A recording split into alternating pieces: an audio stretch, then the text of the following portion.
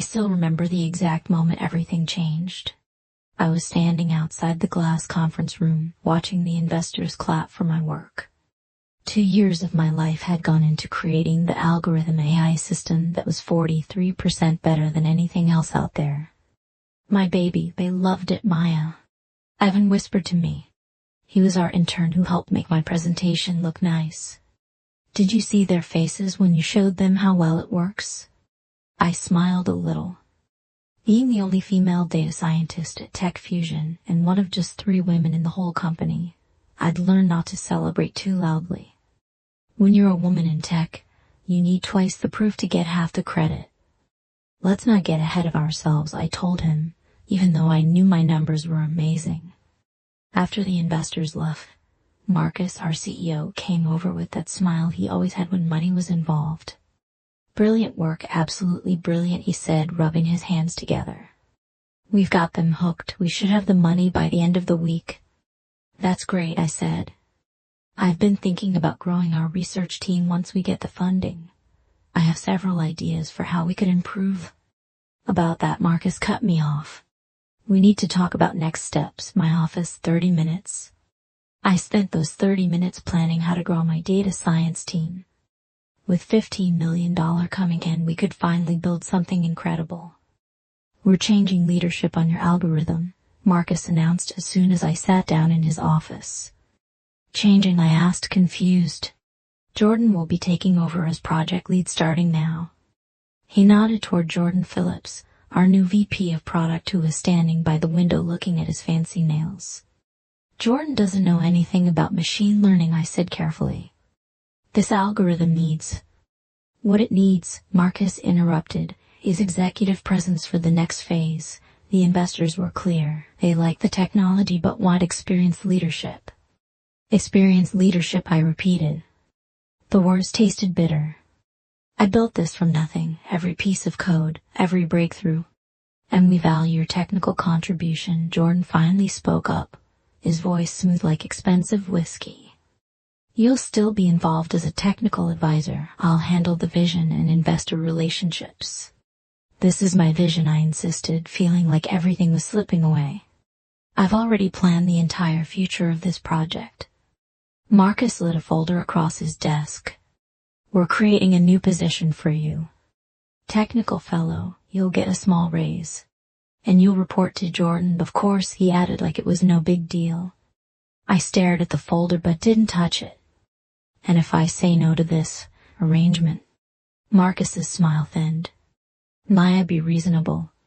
This funding is critical for our future. We all have to play our positions.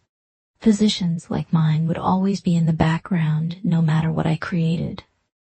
3 days later, I watched from my new desk, now stuck in a corner far from the executive offices, as Jordan presented his vision for the algorithm to everyone.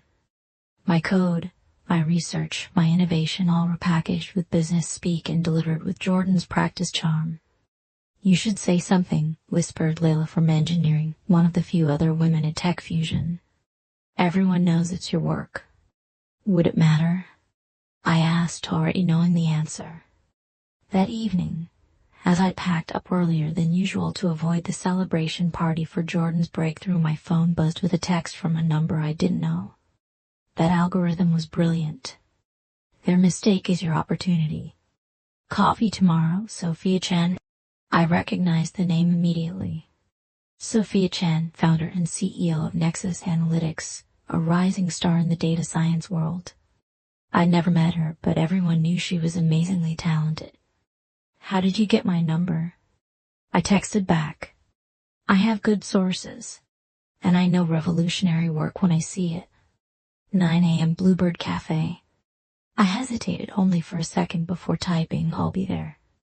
Sophia Chen wasn't what I expected. No fancy business suit or flashy jewelry, just jeans, a black turtleneck, and the sharpest eyes I've ever seen. The way your algorithm recognizes patterns, she said after we introduced ourselves. It's unlike anything I've seen before. Tech Fusion is marketing it all wrong. They're marketing it fine, I said, stirring my coffee. They're just not mentioning who actually created it. Classic, Sophia rolled her eyes. Let me guess, they brought in some smooth-talking business guy to be the face of your work? Something like that. And now you're what? Technical advisor fellow? Some made-up title to keep you coding while they take credit? I looked up surprised. How did you? Because I've seen this movie before. Sophia leaned forward. I was you, 4 years ago at Logic, built their entire prediction system. Then suddenly I was too technical to lead the division I created. What did you do? I walked away, she shrugged. Started Nexus with my own algorithm, legally different, but built on the same ideas. Now Logic is struggling to stay relevant, and we just got $50 million in funding. She pushed a business card across the table. I need a chief innovation officer. Someone who understands both the code and the big picture. Interested, I looked at her card. Why me? Because you see patterns others miss, she said simply. In data, and I bet in business too, the question is, are you ready to stop letting others take credit for your ideas? I quit TechFusion the next day. Marcus seemed more annoyed than worried. This is incredibly unprofessional, Maya, he frowned. We're in the middle of implementing the new algorithm. Jordan should be able to handle it, I replied calmly. After all, he's providing the strategic vision now. Marcus's face darkened. You signed non-compete agreements. We'll sue if necessary. I showed him a document from my lawyer. My non-compete only covers shopping recommendation systems. I'll be working on something completely different. What I didn't tell him was that this something different would eventually make TechFusion's technology look like a child's toy. Joining Nexus as Chief Innovation Officer gave me something I never truly had at TechFusion: real authority. Sophia had built a company where technical brilliance wasn't pushed aside but celebrated as the company's greatest strength. Build whatever team you need, she told me on my first day. No limits. I put together my dream team, brilliant minds who had been overlooked at bigger companies. Many were women or from backgrounds not usually seen in tech, people whose ideas had been consistently stolen by others. 6 months of hard work later, we launched Nexus Core, a smart platform that made TechFusion's algorithm look like a rough draft. Where they had focused only on shopping recommendations, we built a system that could make smart decisions across many different areas at once. Tech news sites took notice. So did investors. Our company value doubled, then tripled as major businesses started using our system. Then came the moment I hadn't realized I was waiting for. Maya, my assistant, called. Marcus Reed from TechFusion is here. He doesn't have an appointment. I let him wait in the lobby for 15 minutes, and not to be petty, but because I was actually busy reviewing patent applications with our lawyers. When I finally greeted him, Marcus had lost some of his usual swagger. His expensive suit couldn't hide the worry in his eyes. You've built something impressive here, he said, not bothering with small talk. Thank you, I replied, offering him a seat in my large corner office. What brings you to Nexus? Let's get to the point, he leaned forward. Our board wants to buy your company. Your technology would fit well with what we do. I allowed myself a small smile. And how is the original algorithm doing? Marcus shifted uncomfortably. There have been problems. Jordan has moved on to other opportunities. Fired, in other words. I'm sorry to hear that, I said, not sorry at all. As for buying us, I appreciate your interest, but Nexus isn't for sale. We're prepared to pay a lot of money, Marcus pushed. You'd be welcomed back as CTO of the combined company. The irony wasn't lost on me in how they wanted to give me the title and recognition I'd deserved all along, but only after I'd built something they couldn't ignore or claim. The answer is still no, I replied calmly.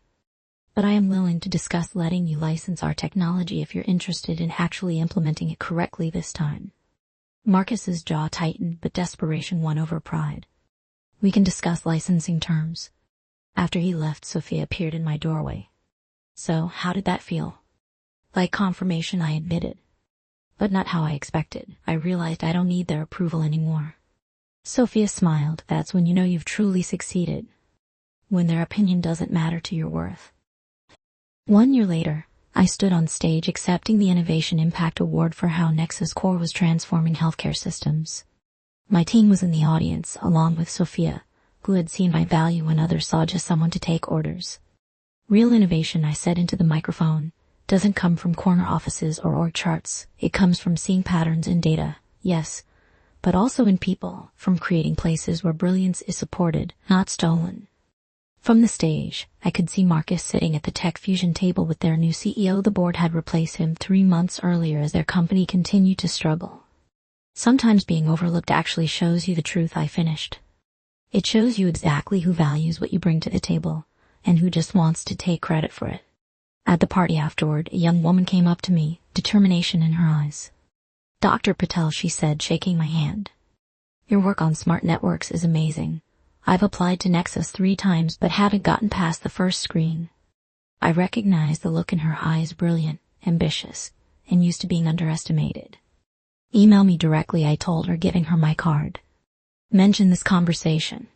As she walked away, holding my card like it was gold, Sophia joined me. "Another recruitment?" she asked, smiling. "Pattern recognition," I replied with a grin. "I know overlooked talent when I see it." "To building something that can't be ignored." Sophia raised her glass. I clinked my glass against hers. "And to the people who tried to ignore us. The best part wasn't proving them wrong, though that felt good. The real victory was building something real, a company and technology based on true innovation rather than who could steal credit. Sometimes the best revenge isn't getting even. It's creating something that makes the old way obsolete."